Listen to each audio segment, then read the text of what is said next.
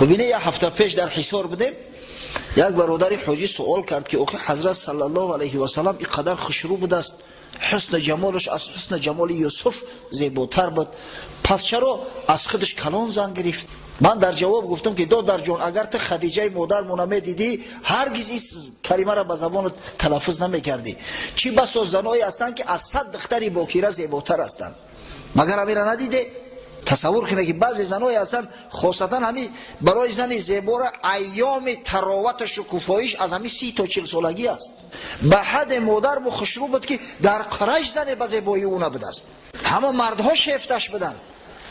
با نزد ابو طالب امکش وقت این سخن گفت، ابو طالب گفت بچم خدا داد خشا به حالت آمد خواستگاری کرد و مادر مو خدیجه به نکاح حضرت صلی الله علیه و سلم در آمد و جان و مال خودش فدای حضرت کرد.